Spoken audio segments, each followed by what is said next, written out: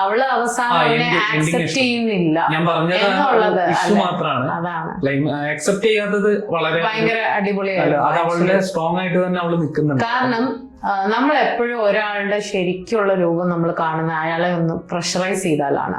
അപ്പൊ ശരിക്കും പറഞ്ഞാൽ ഷെയ്ൻ ആക്ച്വലി അനുഭവിച്ച ഭയങ്കര സങ്കടകരമായ കാര്യമാണ്. കാരണം അവൻ കെട്ടാനിരുന്ന പെണ്ണാണ്. പക്ഷെ അവനെ ആ സമയത്ത് മൊത്തം അലട്ടുന്ന ചോദ്യം അവൾക്ക് എന്ത് സംഭവിച്ചു എന്നുള്ളതായിരുന്നു അവന്റെ ഏറ്റവും വലിയ പ്രശ്നം. മറ്റവൻ അവളെ തൊട്ടോ പിടിച്ചോ ഉമ്മ വെച്ചോ ഇത് മാത്രമാണ് അവന് ഭ്രാന്തനെ പോലെ.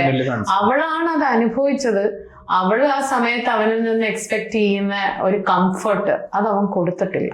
He was not bothered. He was only bothered about അവന്റെ ആ ഒരു റിവെഞ്ച് മാത്രമായിരുന്നു ബോദറേഷൻ. അത് കഴിഞ്ഞപ്പോഴത്തേക്ക് അവന് ആശ്വാസമായി. ഒന്നും നടന്നില്ല എന്നും കൂടെ കേട്ടപ്പോഴത്തേക്ക് ഹീസ് അങ്ങനെ ഒരു പെണ്ണിനെ അപ്രോച്ച് ചെയ്തപ്പോൾ അവളത് ഓക്കെ എന്ന് പറഞ്ഞ് ആക്സെപ്റ്റ് ചെയ്തിരുന്നെങ്കിൽ എനിക്ക് തോന്നുന്ന സിനിമ തന്നെ എനിക്ക് പറയാൻ താല്പര്യമില്ല. പക്ഷെ I think ending was really good.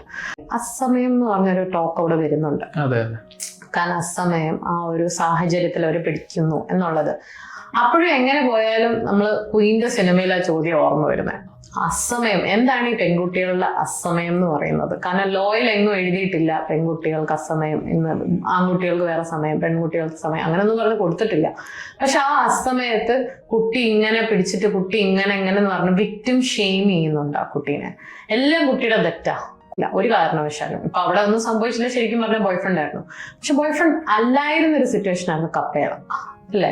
Boy friend അല്ലായിരുന്നു. അവൻ ശരിക്കും ഇവളെ യൂട്ടിലൈസ് ചെയ്യാൻ വേണ്ടി തന്നെയാണ് കൊണ്ടുവന്നത്. പക്ഷെ ആ ഒരു കേസ് കഴിഞ്ഞപ്പോ നമ്മൾ കൂടുതൽ എക്സ്പെക്ട് ചെയ്യുന്ന ഈ വിക്ടിം ഷെയ്മിങ് ആണ്. പക്ഷെ അത് നമ്മളെ ശരിക്കും സർപ്രൈസ്